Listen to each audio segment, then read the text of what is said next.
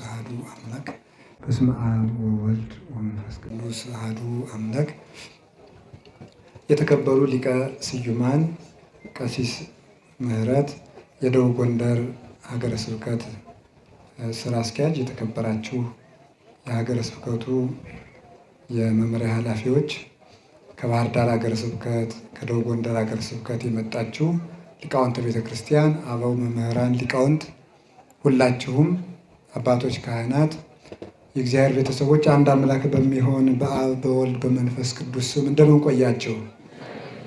እንደምን ቆያችሁ? እንደምን አመሻችሁ? እግዚአብሔር አምላካችን በሀብት ስቦ በረድኤት አቅርቦ እንድንሰባሰብ በስሙ እንድንሰበሰብ ስለፈቀደልን ስሙ የተመሰገነ ይሁን። በመካከላችን ተገኝቶ እንዲያስተምረን ቅዱስ ፈቃዱ ይሁንልን። ወደ የቤታችን ለመመለስ ጊዜው አጭር በመሆኑ አጠር ያለ መልእክት እንማማራለን ማለት ነው እና እሷን ይዘን እንጨርሳለን። ወኩሉ ዘቦቱ ትምህርት ለያዕቆብ ውእቱ ወዘአልቦ ትምህርት ለላባ ውእቱ በሚደርስ እንማማራለን።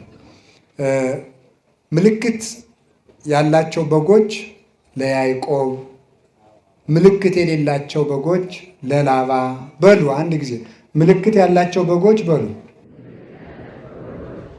ለያዕቆብ፣ ምልክት የሌላቸው በጎች ለማን? እስኪ አንድ ጊዜ በሉ እንደገና። ምልክት ያላቸው በጎች ለያዕቆብ፣ ምልክት የሌላቸው በጎች ለማን? ሶስት እናድርገው። ምልክት ያላቸው በጎች ለያዕቆብ፣ ምልክት የሌላቸው በጎች የማን ናቸው? እሺ፣ ኦሪት ዘፍጥረት ምዕራፍ 30 ቁጥር 41 ላይ የምናገኘው ኃይለ ቃል ነው። ይህንን ኃይለ ቃል በዘመኑ ሳይኖር ለቅዱሳን እግዚአብሔር በሚሰጠው መንፈሳዊ ዓይን ተቃኝቶ የጻፈልን አባታችን ሙሴ ነው። በዚህ አጭር የትምህርት ጊዜ የምናየው አባታችን ያዕቆብ ካደረገው ወይም ከገጠመው አንድ መንፈሳዊ ታሪክ የሚሆንንን መንፈሳዊ መልእክት ነው የምናየው። ያዕቆብን ሁላችሁ ታውቁታላችሁ። የይስሐቅ ታናሹ ልጅ ነው። ያዕቆብና ኤሳው ይዋደዳሉ። ኤሳውን ይስሐቅ ይወዳል። ርብቃ ያዕቆብን ትወዳለች። ኤሳው አደን ያድን ነበረ። እያደነ አባቱ ይስሐቅን ይመግብ ነበረ። ያዕቆብ ደግሞ በቤት ውስጥ ለእናቱ ውሃ እየቀዳ እሳት እያነደደ ይውል ስለነበረ እናቱ ርብቃ የምትወደው ያዕቆብን ነው። እናቶቻችን በቤት የሚረዳቸውን ይወዳሉ። አባቶቻችን በውጭ የሚረዳቸውን ይወዳሉ። ከዚህ የተነሳ ሲሆን ለያዕቆብ ብኩርና አልነበረውም፣ ታናሽ ነው። ለኤሳው ብኩርና አለው። ብኩርና የታላቅ ልጅ ወይም የመጀመሪያው የእናቱን ማህፀን የሚከፍት በኩር ይባላል። አለቃ ማለት ነው። አለቃ የበላይ ራስ አዛዥ ማለት ነው። በኩር ማለት ነው። መጀመሪያ ለተወለዱ ልጆች እግዚአብሔር የሰጠው ስልጣን ነው። ይሄ የሃይማኖትና የበረከትም ምልክት ነው። ይህንን ሲሆን እንግዲህ ከዕለታት አንድ ቀን ኤሳው አደን ውሎ ሲመጣ ያዕቆብ ምስር ንፍሮ ዳቦ በሽሮ እየበላ አገኘው። ስጠኝ ምበላው አለው። ብኩርናህን ስጠኝ አለው። ታላቅነት ማለት ነው። ታላቅነት፣ በረከት፣ የበላይነት ማለት ነው። የእግዚአብሔር ሰው የመሆን ምስጢር ማለት ነው። አይ ምን ብኩርና ትለኛለህ? በዚህ ብኩርና ምን ተጠቅሜበታለሁ መሰለ? ውሰደው አለው። የእግዚአብሔርን ስም ጥራና በመሐላ ስጠኝ አለው። ምሎ አስረከበው። ትዕግስት አጥቶ ነው። ትንሽ ቢቆይ ኑሮ እናቱ መታ ትሰጠው ነበረ። በመቸኮሉ ግን ክብሩን ለምስር አጥተዋል ማለት ነው። በመቸኮላችን ምክንያት የምናጣው በጣም ብዙ ነገር አለ። በጣም ዓለምን የሚያውካት አሁን ችኮላ ነው። ቸኩሎ ማግባት፣ ቸኩሎ መመንኮስ፣ ቸኩሎ መብቃት፣ ቸኩሎ ቅዱስ መሆን ያምራችኋል አይደል? እናንተ ራሳችሁ ሱባኤ በሄዳችሁ በሶስተኛው ቀን ክንፍ አውጥቼ እንደሆነ ብላችሁ ጉያችሁ መዳሰስ ነው የምትጀምሩት ማለት ነው። በቃ ቸኩሎ መምህር መሆን ይሄ ሁሉ ማለት ነው። እንደዚህ ያለው ቸኩሎ መናገር፣ መረጋጋትን ማጣት የእግዚአብሔር ሰዎችና የሰይጣን ሰዎች ምልክት አንዷችሁ ችኮላና መረጋጋት ነው። ህዱእነት፣ ህድአት፣ መረጋጋት፣ ጸጥታ። ሊቃውንቱ ምን ይላሉ? ለመናፍቃን ህድአት የላቸውም። እርጋታ የሚባል ነገር የለም። ሁሉንም ቶሎ ሞክረን እንጠፋለን። ሌላው ቀርቶ 5 ዓመት የጸለይንበትን ጊዜ እግዚአብሔር ዛሬ መልስ በሚሰጥበት ጊዜ እኛ አኩርፈን ጥለን እንሄዳለን። ቸኩለን ማለት ነው። በክፉ ሰዎች ላይ ሲፈረድባቸው ዛሬ ካላየን ብለን ሃይማኖቱን የሚክድ ሰውም አለ። ከቤተክርስቲያን የሚወጣ ዛሬ ለምን ዋጋቸውን አይሰጣቸውም ብሎ ዲዮቅልጥያኖስ የተባለው ንጉሥ ቤተክርስቲያንን ያን ያህል የክርስቲያኖችን አካላቸውን እንዳክርማ እየሰነጠቀ ደማቸውን እንደ ውሃ ሲያፈስ የነበር በመቸኮሉ ነው። መቸኮል ከሃይማኖት ያወጣል። ለምንድነው እንደዚህ ያደረገው? አባ አጋግዮስ የሚባል ሰው ነበር ጳጳስ። በዘመኑ የነበረው ዲዮቅልጥያኖስ ከፋርስ ንጉሥ ጋር ተዋግቶ የፋርሱን ንጉሥ ልጅ ማርኮ አምጥቶ ለጳጳሱ ለአባ አጋግዮስ ጠብቅልኝ ብሎ ሰጠው። ጠብቅልኝ ብሎ ሲሰጠው ያኛው ንጉሥ መጣና ወርቅ ሰጥቶ ልጁን ይዞት ሄደ። ለጳጳሱ ወርቅ ሰጥቶ ዲዮቅልጥያኖስ ክርስቲያን ነው እኮ መጥቶ ሲጠይቀው ያ ልጅ እሳ ሲለው ሙቶ ቀብሬዋለሁ አለ። በሌላ ጊዜ ጦርነት ተነስቶ የዚያን ንጉሥ ልጅ ዲዮቅልጥያኖስ ማርኮ አምጥቶ ቤት አስቀምጦ ጳጳሱን ያ ልጅ እሳ አለው ሙቶ ቀብሬዋለሁ አለው። ለካ እንዲህ እያሉ እየቀለዱ ነው የሚቀድሱት። እንዲህ እያሉ የቀደሱ ነው ክርስቲያንን የሚሉ። ይሄ ሰውዬ ቅዳሴ ይግባና እግዚአብሔር ካልቀሰፈው እኔ ሃይማኖቴን እክዳለዋል። ቅዳሴ ገባ፣ ቀድሶ ወጣ፣ ምንም አልሆነም። ስለዚህ ይሄ ሰውዬ ዋሽቶ ወርቅ ተቀብሎ ያለውን የለም የሌለውን አለ ብሎ ክዶ ሲቀድስ እግዚአብሔር ካልቀሰፈው የክርስቲያኖች አምላክ ስተት ነው ብሎ አብያተ ክርስቲያናት ይዘጉ፣ የጣዖታት ቤቶች ይከፈቱ ብሎ ያን ያህል ደም እንደ ውሃ ሲያፈስ የነበር በዚህ ምክንያት ነው። ቆይቶ ግን ትንሽ ቢታገስ አባ አጋግዮስ በመላኩ ተቀስፏል። ትዕግስት አጥቶ ግን እሱ ሃይማኖትን ክዶ ቤተክርስቲያን ያን ያህል አሰቃያት ማለት ነው። እግዚአብሔር ደግሞ ኃጢአተኛ ካህንን ቤተ መቅደስ ላይ ወዲያው አይቀስፍም። ለምን? ምዕመናን እንዳይሰናከሉ፣ ቤተ ክርስቲያን የአሕዛብ መሳቂያ እንዳትሆን። አየው ዋጋውን ሲሰጠው እየተባለ ክህነት መሳለቂያ እንዳይሆን። ሳቀ ወስላቀ ላጓሪን እንዳለ ያንድ ካህን መዋረድ ለቤተክርስቲያን ውርደት ነው። ያንድ አባት መሰደብ የቤተክርስቲያን ስድብ ነው። ለዚያ ብሎ እግዚአብሔር ካህኑን ከነ ኃጢአቱ ይጠብቀዋል። እኛ ግን በመቸኮላችን ምክንያት ቸኩለን እግዚአብሔር ካለ ለምን እነዚህን ጠርጎ ያስወጣቸው ለምን አይገላቸውም ብሎ ቸኩሎ ከቤተክርስቲያን የሚወጣ ሰዋል። ቤተክርስቲያኒቱ ትክክል ስላልሆነች ነው እንጂ የሚሰርቁ የሚያመነዝሩ የሚጠነቁሉ ካህናት ተቀምጠው እግዚአብሔር ዝም ያለ ቤተክርስቲያኒቱ ትክክል ስላልሆነች ነው ብለው መናፍቃኑ ይህንን መሳሪያ ተጠቅመው ቤተክርስቲያንን እግዚአብሔር ትቷታል ብለው ከቤተክርስቲያን የሚያስወጡ ሰዎች አሉ። እንዴት እግዚአብሔር በእነዚህ ካህናት፣ በእነዚህ ዘማውያን፣ በእነዚህ አመንዝራዎች፣ በእነዚህ ዘረኞች አድሮ እንዴት ይኖራል? ቤተክርስቲያኒቱማ ከቀረች ስንት ዓመቷ የሚሉ ሰዎች አሉ። መንደር ለመንደር እየገቡ እንዲህ የሚያደርጉ ግን ቅዱስ ጳውሎስ እንዳለ ወኩሉ ጾሮ ይጸውር። እኔ ራሴ አጋጥሞኛል በእውነት ማለት ነው። ስጋው ደግሞ አልቀበልም በቃ በካህናት ላይ በማየው ችግር ምክንያት እኔ አልቆርብም ያሉ ምዕመናን አጋጥሞኝ ያውቃሉ። ግን ወኩሉ ጾሮ ይጸውር ገላትያ 6 ላይ ሰው ሁሉ የየራሱን ሸክም ይሸከማል። አንድ ንስሐ ልጅ የንስሐ አባቱን መሬት የእኩል ይዞ ሲያርስ የእኩል ይዞ ያርሳል። አንድ ቀን ሲያርስ ወርቅ በድስት ተቀብሮ አገኘ። ለሎሌው ይህ ወርቅ የንስሐ አባታችን ስለሆነ እንካ ወስደህ ስጣቸው ብሎ ሰጠው። እሳቸው ወርቁን ተቀበሉና አይ ይገለኛል፣ ማን ነው ይካፈለኛል ሲሉ ያንን ሎሌውን ገደሉት። ወርቁን መብላት ሌላ ወንጀል ሳያካፍሉ እደግልኝ ብሎ ማካፈል ሲገባ ልጁን መግደል ሌላ ኃጢአት። ይሄንን ሲያደርጉ እንግዲህ ይሄንን ይዘው ሲቀድሱ እግዚአብሔር ዝም የሚላቸው ከሆነ እኔ አልቆርብም፣ ቁርባኑ የሚቅር ቅዳሴው የሚቅር ሁሉም የይስሙላ ነው አለ ሰውዬ።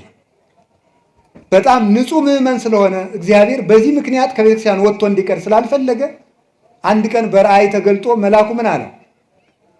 ይሄ ምንጩ የወርቅ የሆነ ውሃው ንጹሕ የሆነ መቅጃው ደግሞ የወርቅ የሆነ በወርቅ ማንኪያ ውሃ እየቀዳ ሰውነቱ እጁ ቁስል የሆነ ሰውዬ እንካ ጠጣ ሲለው ያ እኔ አልጠጣም እጸይፈዋለሁ አለ።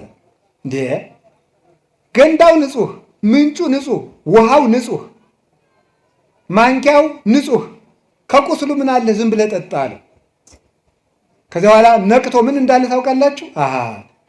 ምንጩ ንጹሕ ቤተ ክርስቲያን ናት። ውሃው ንጹሕ ኢየሱስ ክርስቶስ ነው።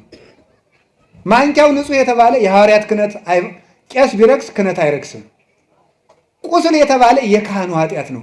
እኔ ምን አገባኝ ብሎ ሥጋው ደግሞ ተቀብሎ ለካ ቅዱስ ጳውሎስ ሰው የየራሱን ሸክም ይሸከማል ያለው ይህን ነው አለ። ሰው የየራሱን ሸክም ይሸከማልና ቄሱ የራሱን ይሸከማል ብሎ ከቤተ ክርስቲያኑ ጸንቶ ኖረ።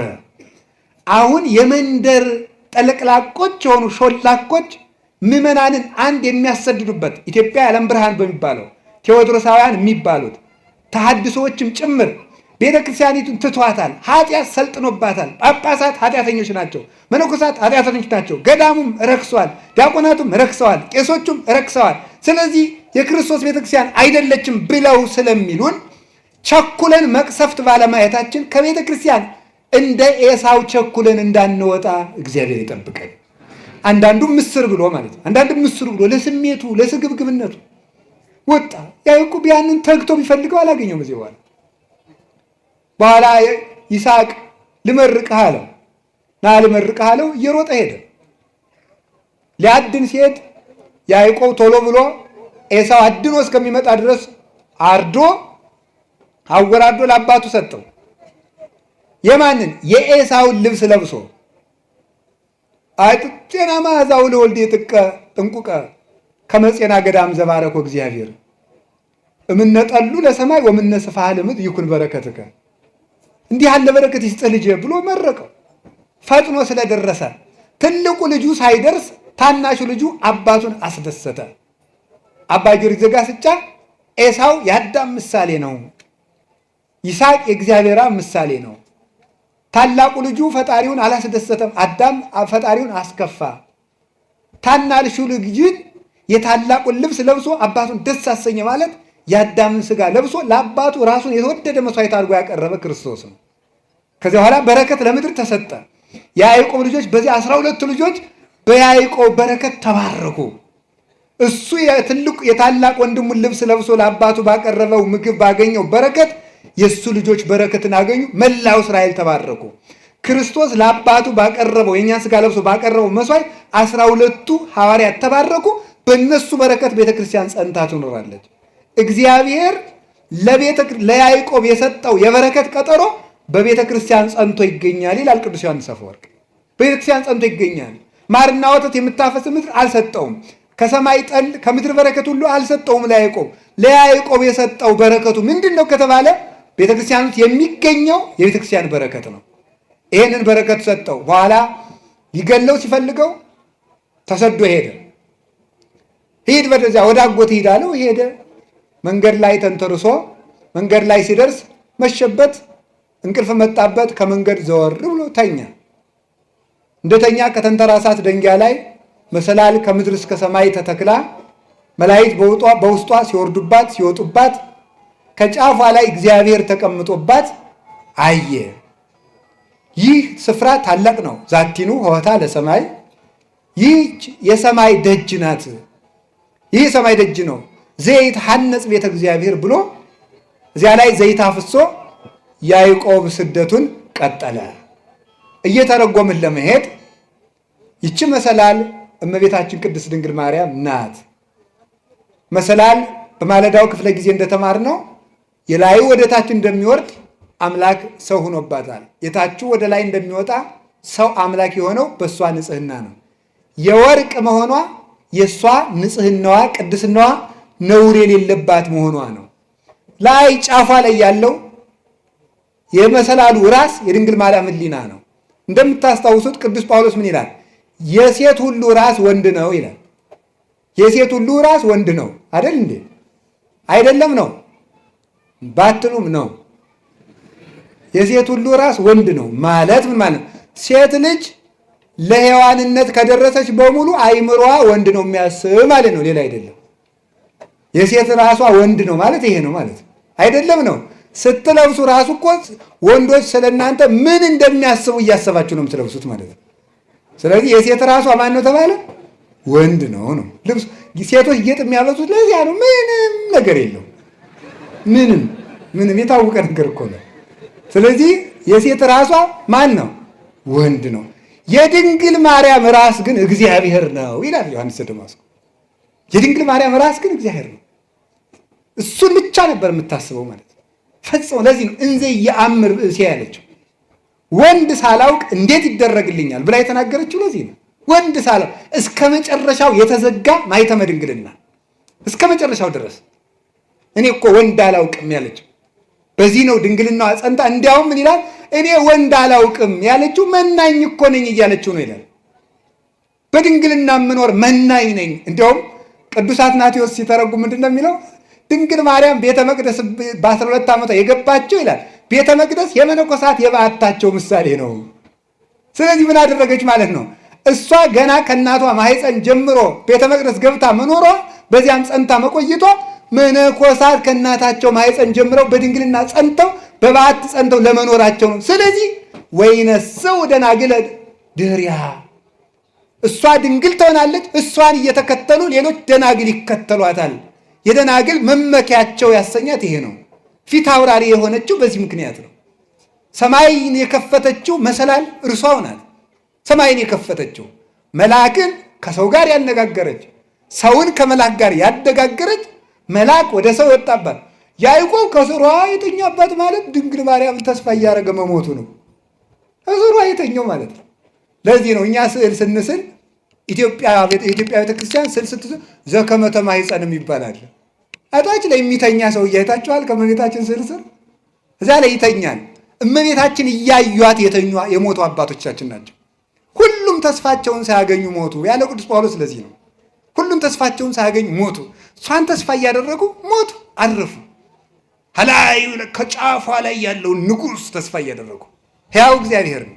መላእክትን ወደ ታች አወርዳ ሰውን መላክን ሰው አድርጋ አንድ ማህበር ወይ ከውኑ አሃደ መርኤተ ለአሐዱን ወላዊ፣ ለአንድ እረኛ ለክርስቶስ አንድ መንጋ ለመሆን የበቃ ነው በዚያች መሰላል ነው።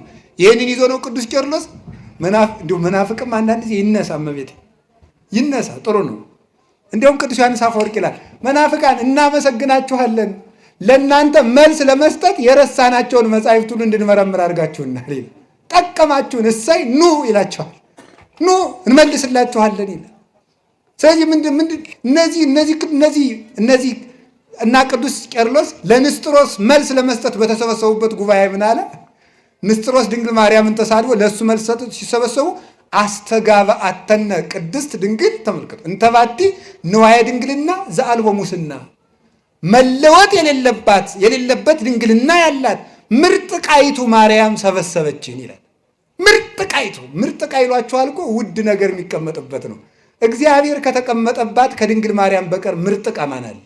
ምርጥ ቃይቱ ማርያም አምላክን የያዘች ምርጥ ቃ፣ ውዲቱ ቃ እሷ ናት። በዓለም የማትለወጥ እሷን ነው። ስለዚህ ይህች እመቤታችን የጉባኤያችን እመቤት ናት። ለዚህ ነው ሰላም ለኪ እንዘ ንሰግድ ለኪ ማርያም ምን አስተበቋቂ ማህበረነ ዮም ድንግል ባርኪ ምን ይላል? እዚህ ማህበራችን ባርኪ።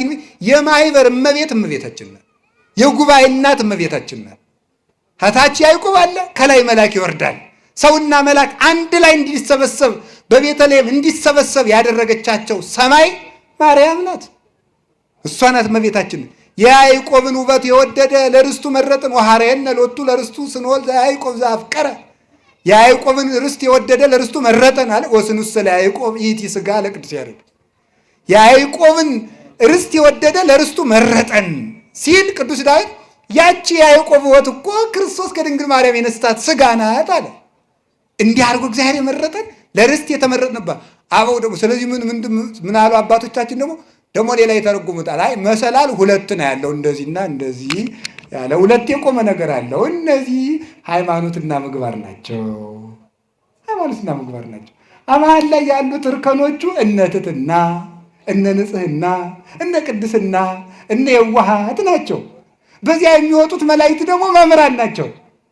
ብሉይና ሐዲስ ናቸው ይላሉ። ሁለቱ እነዚህ ብሉይና ሐዲስን ቋሚ እንጨት ያደረጉና እነ ትሕትናን እርከን ያደረጉና እነ ፍቅርን እርከን ያደረጉና እነ ንጽሕናን እርከን ያደረጉና በእመቤታችን ምስጢር ከእግዚአብሔር የምስጢር ባሕር ይቀዱና እንደገና በእሷ መሰላልነት አውርደው ምስጢር የሚቀዱ ሊቃውንት እነዚህ ምን ይባላሉ? የሚወጡ የሚወርዱ መላእክት ይባላሉ። እንድንወጣና እንድንወርድ ያበቃችን ማናት? እመቤታችን። ተመልከቱ፣ ምቅዳ ዘምስጢር ያላት ቅዱስ ያሬድ ለዚህ ነው። የምስጢር መቅጃ አላት። ተመልከቱ፣ ውሃን በምን ይጠጡታል? በመቅጃ። ውሻ ከሆንክ ደግሞ ተጎንብሰህ ትጠጣለህ።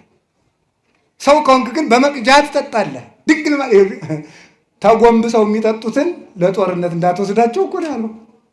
ራስ የጠጣለው የሚለው በእጁ ሳይሆን ተጎንብሶ የሚጠጣውን እንዳትወስደው ብሎታል ጌዴዎንን። የምስጢር መቅጃዋ እመቤታችን ናት። ቀድተን የጠጣንባት እግዚአብሔር በእኛ መጠን እንዲገለጥ ያደረገችው እርሷ ነው። ያዕቆብ እንደዚያ ተሰዶ ሄደ። ከሄደበት ሀገር ከጉድጓዱ ደረሰ። ጉድጓዱ ሲደርስ እረኞች ተሰብስበው ለትልቅ 60 ሰዎች 50 ሰዎች የሚያነሱት ድንጋይ የተገጠመ የውሃ ጉድጓድ አገኙ። እረኞች ከፍተው እንዳያጠጡ ጨነቃቸው። ምን ይደረግ? በጎቹ ቁለጨለጫሉ። ከዛ በኋላ ምን አደረገ? ያዕቆብ ለምን አታጠጡም አላቸው። አይ ብቻችን አንችልም አለ። ኃያል ነው ያዕቆብ። ብቻውን ያን ድንጋይ ያነሳና አጠጣላቸው። ይህ ያዕቆብ ኢየሱስ ክርስቶስ ነው። የውሃ ጉድጓድ ቤተ ክርስቲያን ናት። በጎቹ ክርስቶስ እየጠማቸው 5000 ዘመን የተራቡ የአባቶቻችን ነፍሳት ናቸው። ከፍተው ላይ የተገጠመው ትልቅ ድንጋይ መርገም ነው። አበውን ተጭኖ የነበረው ከፍተው ማጠጣት አቅቷቸው የሚቁለጨለጩት እረኞች ነቢያት ናቸው። ዓለምን ማዳን ያቃታቸው። ተመልከቱ። እስካመ ይመጽእ ዐቢይ ኖላዊ ያለ ቅዱስ ያሬድ። ታላቁ እረኛ ክርስቶስ እስከሚመጣ ድረስ እሱ ሲመጣ ከሰተ ዋስተ መሬቶ እሱ መርገሙን አነሳና አጠጣቸው። በወገቡ ታላቁ እረኛ ያለ ተመልከቱ ያለው ያዕቆብ እስኪመጣ ድረስ ሁሉ አልተከፈተም። ክርስቶስ እስኪመጣ ድረስ የምህረት ይቅርታ አልተሰጠም። እርግማን በላያችን ላይ ነበር። እርግማናችንን አንከባሎ አያችሁ። ልብ በል ጎበዝ፣ እያስተዋላችሁ ነው። መቤት ይውላችሁ የእርግማኑን ድንጋይ ከማንሳቱ በፊት ምን አይቷል? መሰላሏን አይቷል። ክርስቶስ እርግማናችንን አስወገደልን ከማለት በፊት ድንግል ማርያምን መረጣት ማለት ይቀድማል። ለዚህ ነው አባቶቻችን ያዕቆብ ከፍቶ አጠጣ ከማለት በፊት እረኞቹ ይቁለጨለጩ ነበር ማለት ይቀድማል። ይህን ሊቃውንት ብለው ይተረጉሙታል። እንዲህ ብለው ይተረጉሙታል። ምን ብለው? ሰው ይላሉ አባቶች፣ ሰው ከነገረ ክርስቶስ አስቀድሞ ነገረ ማርያምን መማር አለበት። ከነገረ ማርያም አስቀድሞ ትንቢተ ነቢያትን መማር አለበት ያሉ ለዚህ ነው። ይህን ያላወቀ ሰው ከክርስቶስ መድረስ ፈጽሞ አይችለው። መሰላሊቱን ሳታይ ጉድጓዱ እንዴት ብለህ ትደርሳለህ? ድንግል ማርያምን ትተህ ያዕቆብ ከከፈተው ጉድጓድ መጠጣት አትችልም። መሰላሏን ሳታይ አይቻልም። ይሄ ቅደም ተከተል የክርስቶስ የሥጋዌ ጎዳና ነው። ከዚያ በኋላ ሄደ። ራሔል እየሮጠች መጣች። ደግሞ አያችሁ፣ ደግሞ ከጉድጓዱ ራሔል እየሮጠች መጣች። አንቺ የማን ነሽ? እኔማ የላባ ነኝ። ወንድሜ ነው ይሄ አላት። ወንድሜ ነው ይሄ። ከዚያ በኋላ አብሯት ገባ። አብሯት ከገባ በኋላ ራሔልን አጋባኝ አለው። እሺ አለው። ራሔልን አጋባኝ ሲለው እሺ አለና አውቆ ትልቅ እያለ ትንሽ አይዳርም ታላቂቱ ልያ እንደው መልኳ የዚያን ያህል ነው። እሷ እንዳረለት ኋላ ተዳር ሰርጎ ዓለም ቀለጠ ተብሎ ስትታይ ማናት? ልያ። ታምር እኮ ነው። ራሔልን ብሎ ወዶ ልያ። አይገርማችሁም? እናንተ እንደዚያ ሆናችሁ አታውቁም? በመልክ እኮ አይደለም። ራሔልን ብላችሁ እየለፋችሁ ልያ ናችሁ። በቃ ሁሉ ነገር ማለት ነው። መጨረሻ ላይ መልክ ለፍቶ ለፍቶ ልያ፣ ለፍቶ ለፍቶ ልያ። እንዲሁ ይገርማል እኮ ለፍቶ ለፍቶ እግዚአብሔር ውጭ ተለፍቶ ተነግዶ ተነግዶ መጨረሻ ላይ ልያ ነው ሲነጋ ማለት ነው። ሲነጋ ያው ነው። እንዴት ላድርጋ ነው? 7 ዓመት ተገዛልኝ አለ። 7 ዓመት ተገዝቶ ማን ይሰጠዋል? ልያን። ድቆ አይደርስም። 7 ዓመት ተገዝቶ ልያን ከሰጠ በኋላ እንዴት እንዲህ ታደርገኛለህ ሲለው ትልቅ እያለ ትንሽ አይዳር ማለት እንደገና ደግሞ 7 ዓመት ተገዛና ራሔልን ልጨምርልሃል። እንደገና 7 ዓመት 7 ዓመት ከተገዛ በኋላ በል ደሞዝ ስጠኝና ወደ ሀገሬ ልመለስ ሲለው እንደገና 7 ዓመት። ስንት ዓመት ተገዛ ያዕቆብ? 21 ዓመት ተገዛ። ግን ያዕቆብ ራሔልን ይወዳት ነበርና ለያዕቆብ ጥቂት ቀን ሆነለት ይላል። በያዕቆብ ውበት ምክንያት 21 ዓመት እንደ ቀን ተቆጠረ። ራሔል መንግሥተ ሰማያት ናት ይላሉ ሊቃውንቱ። ስለ መንግሥተ ሰማያት ውበት የብዙ ዓመት መከራ እንደ ጥቂት ቀን ይቆጠራል ይላል። ያዕቆብ መከራውን ያልሰለቸው የሚወዳትን ራሔልን ስለሚያውቅ ነው። ቅዱሳንን መከራ ያልሰለቻቸው የመንግሥተ ሰማያትን ውበት ስለሚያውቁ ነው።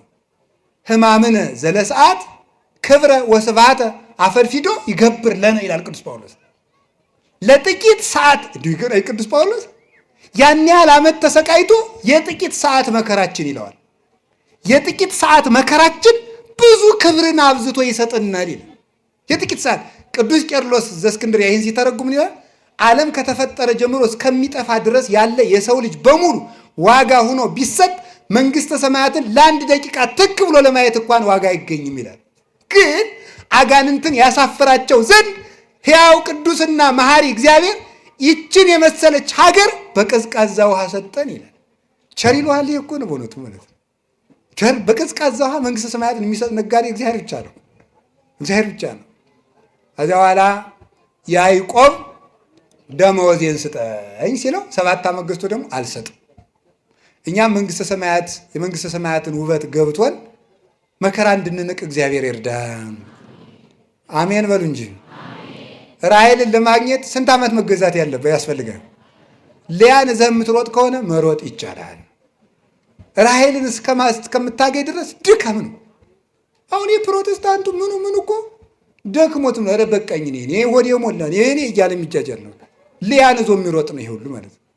ራሔል አይደርስም። ትዕግስት የላቸውም። ለራሔል ዋጋ አይከፍሉም። ለመንግሥተ ሰማያት ዋጋ አይከፍሉም። አዛላ ተገዛ። ደሞዜን ስጠኝ ስለው አልሰጥም። ኋላ አይ በቃ እንግዲህ አይደርስም መስሎት እኮ ነው። በል እንግዲህ ዝጉርጉር እግዚአብሔር ምን ብሎ ይመክረዋል ያዕቆብን? ዝጉርጉር ሲወለድ ለእኔ ይሁን በለው አለው። ኋላ ሄደና ዝጉርጉር ሲወለድ ያዕቆብ በግ ጠባቂ ነው። አብዛኞቹ የእግዚአብሔር ቅዱሳን በግ ጠባቂዎች ናቸው። የሚገርማቸው ዳዊት በግ ጠባቂ ነው። ሙሴ በግ ጠባቂ ነው። አብርሃም በግ ጠባቂ ነው። ዮሴፍና ወንድሞቹ በግ ጠባቂዎች ናቸው። ያዕቆብ በግ ጠባቂ ነው። ሁሉም በግ ጠባቂ ነው። ምክንያቱም የክርስቶስ ምሳሌ ክርስቶስ የእኛ እረኛ ስለሆነ ማለት ነው። የእሱ ምሳሌዎች ስለሆነ ከዚ በኋላ ዝጉርጉርን ስጠኝ በለዋል። ዝጉርጉር ሲወለድ ልውሰድ አለ። ውሰድ አለ። ዝጉርጉር ምን 10 ዓመት አንድ ቢወለድ ነው ብሎ ነው። ደውቃ ድረስ እኮ አይደርስም መስሏችሁ የምትገቡት ቃል ኪዳን ብዙ አይደል? ብዙ ድሮ እናት አባቶቻችን እንደሚቀልዱብን ማለት ነው። ይህንን ግልገል አሳድግና ያንተ ነው ይሉና ስንለፋ ጨው ስናልስ ለይተን ቅጠል ስናበላ ከርመን ደግሞ ይህች አሁን የተወለደችው ናት እንባላለን። አይ መከራችን እኮ ነው እንደሆነ ስንለፋ ይሄ እንግዳ ስለሚመጣ አሁን ልናርደው ነው ፊኛውን እሰጣለሁ ለአንተ እንባላለን። ከስረን ቅርት እንደው ይገርማል። እንደዚህ እኮ ነው ማለት ነው። የአንዳንዱ ትዳር ቃል ኪዳን እንደዚያ ነው አይደለም? እንደዚህ አይደርስም መስሏችሁ ማለት እንዲያው እሺ በይኝ እንጂ እኔ እንዲያው ምንም እኮ ነው። ሰውየው ራሱ ዛሬ ምንም አያደርግም። ዘዋለ የመጨረሻ በጥብጥ ነው የሚሆነው ማለት ነው። እና እንደዚህ አድርጎ አይደርስም መስኮት ዝጉርጉር ውሰድ አለ። የማይጨበጥ ተስፋ መስጠት የአጋንንት ምናቸው ነው? መለያቸው ነው። የማይጨበጥ ተስፋ መስጠት። እስቲ እግዚአብሔር ያሳየችው። አሁን ባለፈው አንድ ሰው ሲነግረኝ ነበር፣ አንድ ፓስተር ያደረገውን። ሁላችሁም አካውንታችሁን አምጡትና ባንኩን ቡኩን እዚህ ያስቀምጡትና ኢየሱስ መቶ ሺህ ብር ያስገባላችኋል። ኧረ አያስገባም። ነውር እኮ ነው በእውነቱ። የማይጨበጥ ተስፋ መስጠት ነውር እኮ ነው። ያጋንንት ጠባያቸው ነው። የመናፍቃን ጠባያቸው ነው።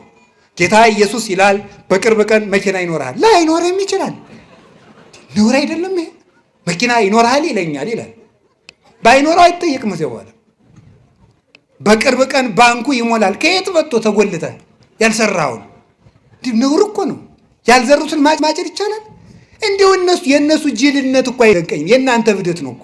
እናንተ እብድ አይደላችሁም። እዚያ የሚያብዱትን ነው። እንዲሁ በጣም ነው እኮ የሚያስደንቀው በእውነት ማለት ነው።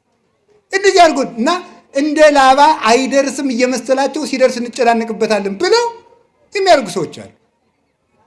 እግዚአብሔር አሁን እንዲሁ እያለ የሚስቅ እግዚአብሔር አንዱ ያደረገውን ሰምታችኋል። እግዚአብሔር ስንት ሴቶችን ነው እግዚአብሔር ከኔ ውለዱ ብሏችኋል እያለ ሲያጃጅል፣ አሁን ደቡብ አፍሪካ ታስሮ ያለ ከ60 በላይ ሴቶችን ነፍሰ ጡር አድርጎ ማለት ነው። አሁን ይህንንም እንግዲህ ጌታ ኢየሱስ ፈቅዶ ብሎ የሚቀበለ እብድ ንፍልል ማለት ይህ እኮ ነው። እውነት ነው የምነግራቸው።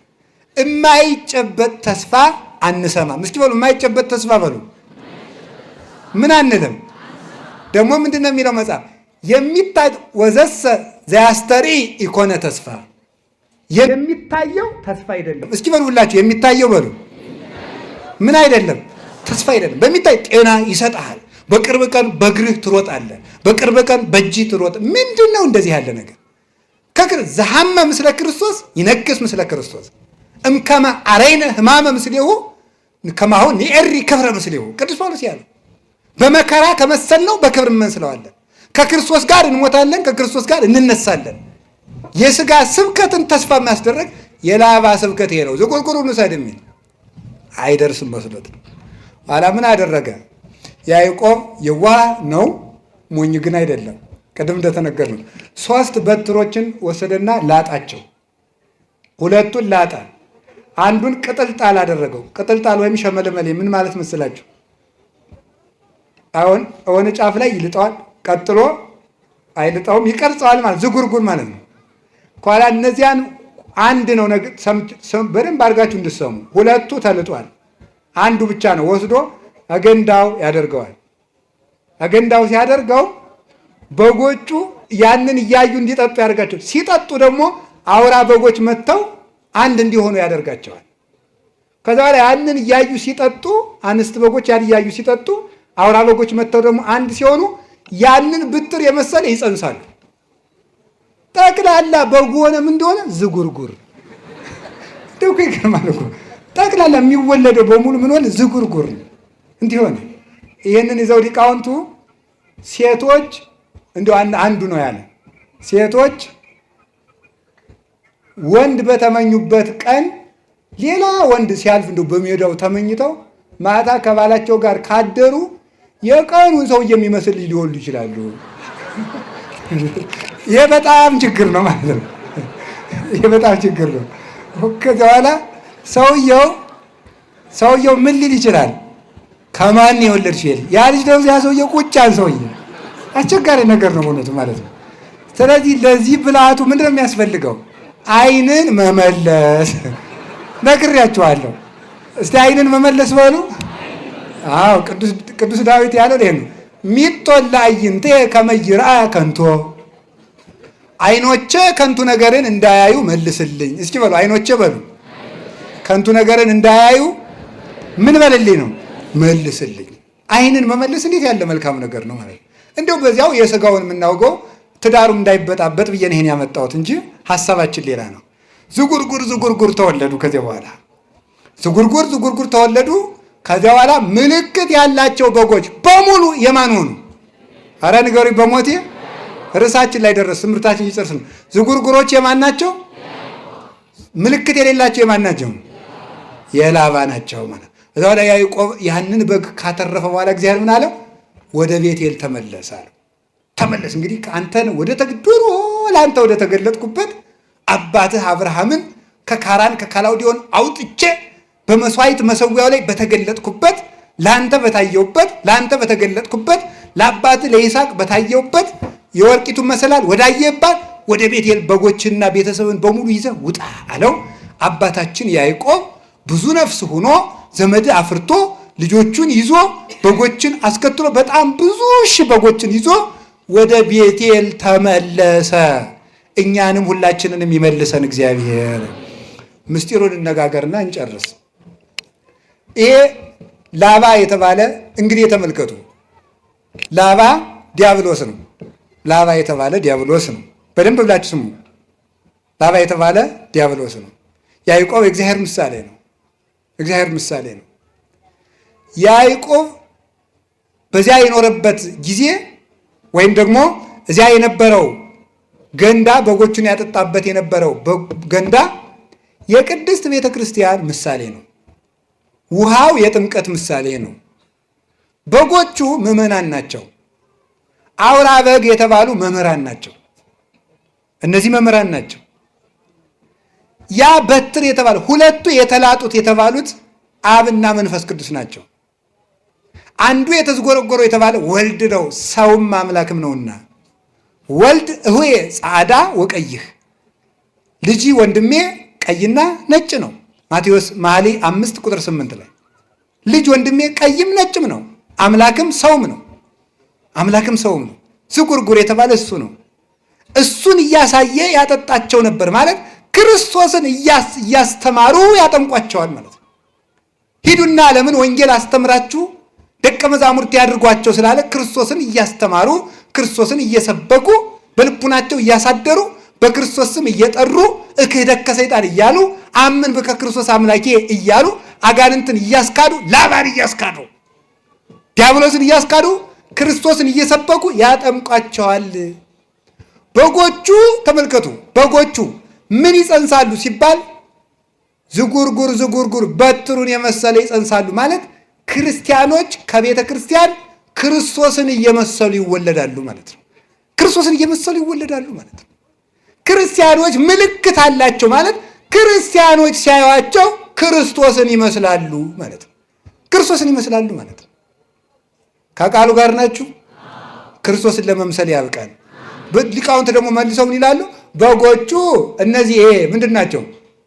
አውራ በጎቹ መምህራን፣ በትሩ ኢየሱስ ክርስቶስ፣ ውሃው ጥምቀት ትምህርት፣ ምዕመናን እና በጎቹ ዝጉርጉር ዝጉርጉር መጽነሳቸው የክርስቶስን ትምህርት ሰምተው በልቡናቸው የማሳደራቸው ነው።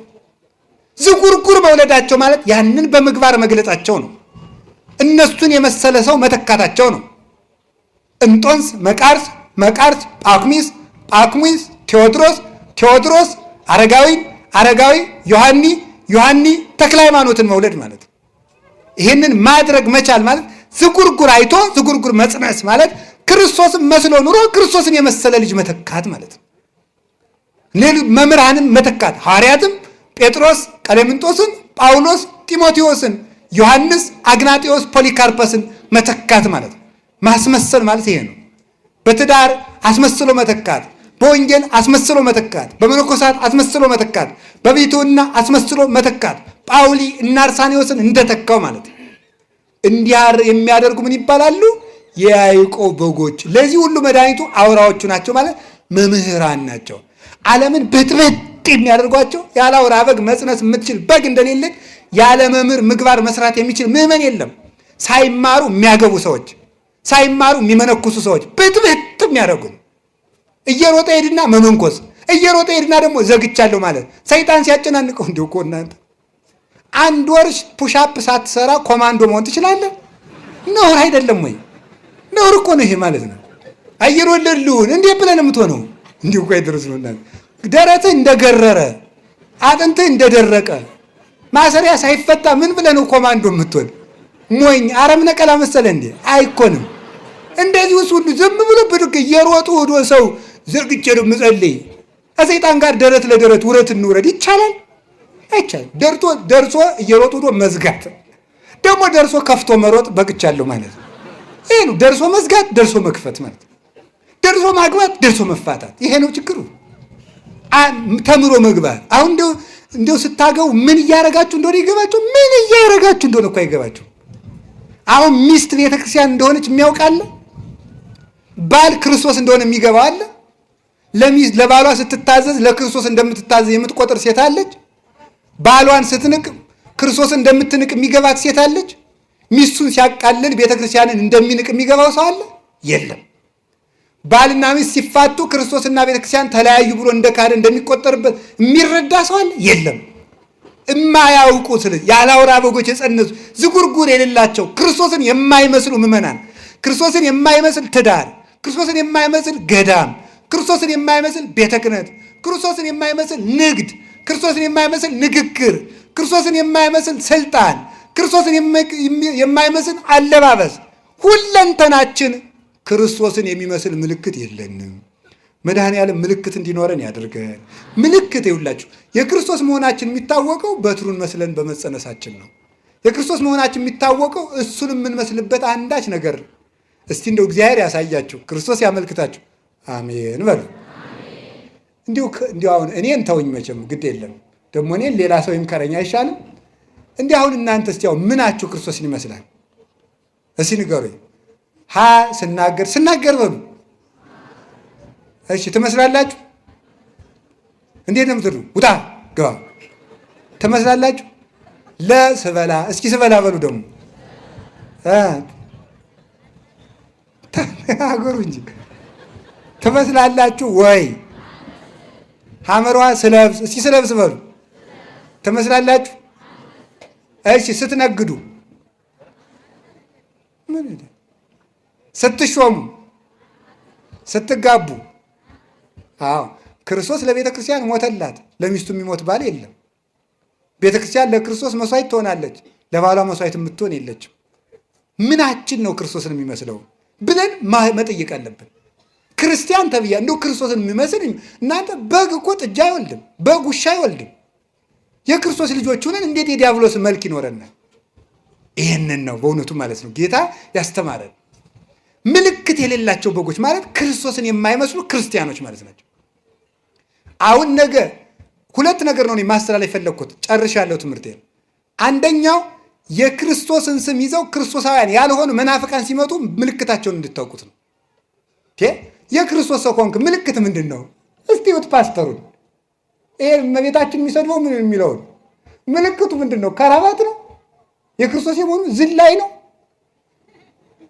24 ሰዓት መብላት ነው? እርግጫ ነው እያለ ነበር ልጅ እዚህ የሚቀርጸው ልጅ ማለት ነው። እርግጫ ነው? ቦክስ ነው? የክርስቶስ መሆን ውሸት ነው? ገንዘብ ማካበት ነው? ለቆናጽል ግበው ቦሙ ወላይዋ ፈሰማይኒ ምጽላል ቦሙ ለወልደ እጓለ እመሕያው ሳልወጡ ሀበያ ሰም ክርስቶ። እስቲ በምናቸው ነው ክርስቶስ የሚመስሉት? ክርስቶስ እኮ ማንንም የማይነቅፍ ጭምት ነው። ማንንም የማይነቅፍ ፈሪሳውያንን እንኳን የማይሳደብ የጧፍ ኩስታሪ የማያጠፋ የተቀጠቀጠ ሸንበቆ የማይሰብር ፍጹም ህዱ ነበረ። ዝም የሚል እያወቀ ያላወቀ የሚመስል መኑ ጸፋከ እየተባለ የሚሰለቁበት ወተአገሰ ምራቅ ርኩሰ ተብሎ የተነገረልን ወይ ጭምትነቱ የለ ወይ ትትናው የለ። ክርስቶስ ከአብ ጋር አንድ አምላክ ሲሆን አብ ይበልጠኛል ይላል። አባቶቼ ይበልጡኛል በሉ ለማለት ነው። የአሁኖቹ መጥተው ማርያምን እንበልጣታለሁ ማለት ነው የቀራቸው። እኩል ነኝ እስቲ በሞት ያፈርሰውን ይውልኝ። አሁን ያሉ ዛሬ ያሉ በምድር ላይ ያሉ ፓስተሮችን እስቲ እንደው በመጽሐፍ ቅዱስ ካለው የሚበልጣችሁ አንድ ሰው ንገሩ ይባል የለም። አንድ የሚበልጣቸው ሚካኤል አይበልጣቸው፣ ገብርኤል አይበልጣቸው፣ ዳዊት አይበልጣቸው፣ አብርሃም አይበልጣቸው፣ ጳውሎስ አይበልጣቸው፣ ድንግል ማርያም አትበልጣቸው። የሚበልጣቸው አብ ብቻ ነው። ክርስቶስም ወንድማቸው ነው። በእነሱ ሎቱ ስብሐት። የሚበልጣቸው ማንን ከየት የመጡ ናቸው እነዚህ? ምልክታቸው የዲያብሎስ ልጆች ምልክታቸው ትዕቢት። እስኪ ትዕቢት በሉላችሁ በሉ እንጂ ንገሩኝ። ክርስቶስ ማን ያለ? አብ ከኔ ይበልጣል። እስኪ አብ ከኔ ይበልጣል በሉ። አንድ እንደሆነ ግን አብ አነ ወአብ አሐዱ ነን፣ እኔና አብ አንድ ነን አላለም ብሏል። እኔና አብ አንድ ነን ብሎ አንድ ከሆነ አባቴ ይበልጠኛል ያለ ለምንድን ነው? ከአባቶቼ እኔ አንሳለሁ በሉ ለማለት ነው። ከየትኛውም በላይ ናቸው። የሚሰማቸው ካገኙ ሲኖዶሱ ግድ የለም። እግዚኦ ሰማይና ምድር እኮ ይደነግጣሉ። ክርስቶስ ተመልከቱ፣ አንከሩ ሐራ ልዑላን ተመልከቱ፣ ሶበሬ ወለሳት ግሩም እንዘይት ላክ ላርዳይሁ ወይ ቀንት አውቀይሁ። አስደናቂው ግሩም እሳት እሱ ድሪቶ ታጥቆ የደቀ መዛሙርቱን እግር ሊያጠብ በተጎነበሰ ጊዜ መላእክት ደነገጡ ነው፣ አደነቁ ነው። አምላክ የፍጡርን እግር ሲያጥብ እነሱ የድንግል ማርያምን ጫማ ለመሳም አንሰግድም ይላሉ። ይሄ ነው ምልክታቸው። የላባ በጎች ምልክታቸው ይሄ ነው። የክርስቶስ መልክ የላቸውም። ትዕቢት ነው መልካቸው፣ ስድብ ነው መልካቸው፣ ነቀፋ ነው መልካቸው፣ አጉራ ዘላይነት ነው መልካቸው፣ ሆዳምነት ነው መልካቸው፣ ምቾት ነው መልካቸው። ክርስቶስ እኮ የመከራ ሰው ነው፣ እነሱ የምቾት ሰዎች ናቸው። ክርስቶስ ግን እኔን ምሰሉ ነው ያለ። ተማሩ ከኔ ተማሩ ነው ያለ። ከእሱ መማር ደግሞ ምንድን ነው? እሱ ራሱን ጥሎ ነው የኖረ። ክብሩን እንደ መቀማት እንኳን አልቆጠረው። እሱን እንድንመስል ምን አለ? ወዘሳ ያፈቅራል ነፍሱ ላይ ግድፋ። ሰውነቱን የሚወድ ሰው ካለ ይጣላት። ወዘገደፋ ለነፍሱ በእንቲአየ ይርክባ። ሰውነቱን የሚወድ በገራይተ ጥምቀት በገራይተ መስቀል ይጣላት፣ ኋላ ብርሃን ለብሳ ብርሃን ተጎናጽፋ ያገኛታል። ስንዴ ከጭቃ ላይ ካልወደቀች አታፈራም። እኔ ካልሞትኩ እናንተም አትነሱም፣ እንዲሁ ስጋችሁን ካልገሰጻችሁ አትከብሩም ነው ያለ። እሱ መስቀል፣ እነሱ ምቾት። እሱ ትትና፣ እነሱ ትዕቢት። እሱ ፍጹም ዝም የሚል፣ እነሱ ፍጹም ተሳዳቢ። ይኸውላችሁ የያዕቆብ በጎችና የላባ በጎች ልዩነታችን ይሄ ነው። ምልክት የላቸውም። ምልክት ያላቸው በጎች የያዕቆብ ናቸው። በሞት ያን ጊዜ በሉ። ምልክት ያላቸው በጎች የማን ናቸው? የያዕቆብ በጎች ናቸው። ምን ምልክት አለን እኛ? አንዷ ምልክታችን ድንግል ማርያም ናት። እግዚአብሔር ምልክት ይሰጣችኋል፣ ድንግል በድንግልና ትጸንሳለች። ኢሳይያስ ምዕራፍ 7 ቁጥር 14 ላይ እግዚአብሔር ምልክት ይሰጣችኋል፣ ያቺ ምልክትም ድንግል በድንግልና መጽነሷ ነው። ኢሳይያስ ቀጠረ፣ ባለቤቱ ዮሐንስ 19:26 ላይ ነያምክም ብሎ ያችን ምልክት ሰጠን። ይችን ምልክት የያዘ ሰው የክርስቶስ በግ ነው። ድንግል ማርያምን የያዘ ሰው የክርስቶስ በግ ነው። ምልክት የሌለው የላባ ነው ማለት ምልክቲቱ ድንግል ማርያም ናትና፣ ድንግል ማርያም የሌላቸው ሰዎች የዲያብሎስ በጎች ናቸው፣ የክርስቶስ በጎች አይደሉም። አንዱ ምልክታቸው መስቀል ነው። መስቀል የላቸውም፣ አያምኑትም፣ ይክዱታል። ቅዱስ ጳውሎስ እንዲና አንሰ ኢይዝያር ዘይንበለ በመስቀሉ ለእግዚእነ ኢየሱስ ክርስቶስ፣ እኔ ከክርስቶስ መስቀል በቀር በምንም በአንዳች ነገር አልመካም፣ ሌላ ትምክት ይራቅልኝ። አልቦ ዘያነጠኒ እንዘ ጸውር ማኅተሞ ለክርስቶስ በሥጋዬ፣ የክርስቶስን ማኅተም በሥጋዬ ተሸክም ያለውና ማንም አያድክመኝ። ገላትያ 6:14 ላይ ክርስቶስ ዓለምን የሚሸከም ሆኖ ሳለ ማቴዎስ 27:57 ላይ እንደተጻፈ ስምዖን ቀሬናዊ እንዲያግዘው ያደረገ ከተቀበለው መከራ መስቀሉ ከብዶት ነው። ነገር ግን ክህነትን በጴጥሮስ ማርያምን በዮሐንስ እንደሰጠ መስቀሉን በስምዖን ለመስጠት ነው፣ በረከት ለማካፈል ነው። መስቀሉ የሌላቸው እነዚህ ተፈጥሯዊነትን የካዱ ስንፈጠር እንኳን እግራችን ስንዘረጋ እጃችን ዘረጋ መስቀል መሆናችን ለመስቀል እኛ ራሳችን የመስቀል ምልክት ነን። መስቀሉን የጣሉ ምልክት የሌላቸው በጎች የዲያብሎስ የላባ ናቸው። እኛ ግን መስቀሉም አለን፣ እመቤታችንም አለች። ጥምቀት የላቸው፣ አይጠመቁም። የያዕቆብ ልጆች ከገንዳው ነው የሚገኙ። እነዚህ ደግሞ አይጠመቁም። የኢየሱስ ስም ብቻ እየጠሩ ነው የሚኖሩ። ክርስቶስ አርአያ አድርጎና አንዳንዶች በስብከት ተጠምቀናል ይላል፣ አንዱ በስሙ ተጠምቄያለሁ ስሙን ካመንኩ ይበቃኛል ይላል። ክርስቶስ በውሃ ነው የተጠመቀ፣ በውሃ ትጠመቃለህ። በውሃ ነው የተጠመቀ። ሐዋርያትን አጥምቁ አለ እንጂ የሰበከውን 5000 ሰው ሁሉ አጥምቁ አላለም። ግዱን በመጣው ሐዋርያዊ ሰንሰለት በጠበቀ ክህነት ከተጠመቅ የክርስቶስ በግ ትሄዳለህ እንጂ ከክርስቶስ እንጀራ የበላው ሁሉ ካህኑ ነው፣ አልተሾመም፣ አላጠመቅም። እንጀራ መብላት ለ5000 ሰው ተፈቅዷል፣ ማጥመቅ ግን ለሐዋርያት ነው። ይህንን የሚፈጽሙ የያዕቆብ በጎች ናቸው። ከገንዳው አይጠጡም ብያችኋለሁ። የያዕቆብ በጎች ከገንዳው ጠጥተው ዝጉርጉር ይወልዳሉ። እነዚህ ደግሞ ከሐዋርያት ጉባኤ ተምረው ቅዱሳን አባቶቻችን ካስተማሩ ጉባኤ ተምረው ክርስቶስን የመሰለ ልጅ ይተካሉ። እነዚህ ግን ተመልከቱ፣ አውራዎችን አይፈልጉም፣ መምህራንን አይፈልጉም። የአትናቴዎስ፣ የቄርሎስ፣ የዮሐንስ አፈወርቅ፣ የአግናጤዎስ፣ የቅዱስ ያሬድ አባ ጊዮርጊስ የኤስድሮስ ትርጓሜ ሲባሉ ተረት ነው የሚል ስም ያወጡለታል። ያለ አውራ በግ መጽነስ የሚፈልጉ ያለ መምህር መጽደቅ የሚፈልጉ ትርጓሜን የሚነቅፉ እነዚህ የላባ በጎች ናቸው። ቅዱስ ሥጋውን ክቡር ደሙን የማይቀበሉ እነዚህ የላባ በጎች ናቸው። እስራኤል ከግብፅ ሲወጡ ከመቃኑ ላይ ምን አድርገው ነው? ደም ቀብተው ምልክት ያለበትን ቤት እያየ ሞተ በኩር አልፏቸው ነው። የቤቱ መቃን የተባለ የምዕመናን ከንፈራቸው ነው። ሥጋው ደሙን አይቀበሉም። የጌታ እራት እያሉ መቀለጃ እያደረጉ እንጀራ ዳቦ ሲቆርሱ ነው የሚውሉት። አይቀበሉም። እሱ ግን በአማን ሥጋዬ ዝውዕቱ ሥጋዬ ነው እንጂ ከመስጋዬ አላለም። ይህ ሥጋዬ ይህ ደሜ ነው ነው ያለ። ሥጋውን አይቀበሉም፣ ደሙን አይቀበሉም። እንዳይቆርቡ ክህነት የላቸውም። ክህነት እንዳይኖር ደግሞ ሁሉም ካህን ነው ይላሉ። ሁሉም ካህን እንዳይሆን ደግሞ ቅዱስ ጳውሎስ ለጢሞቴዎስ በማንም ላይ ፈጥነህ እጅህን አትጫን ብሎታል።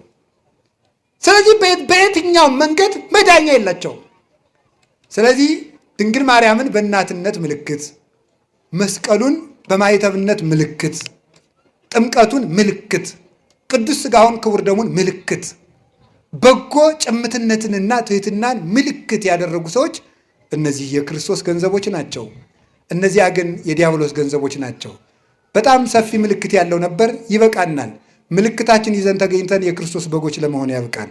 ወስብሐት ለእግዚአብሔር። ይቆየን።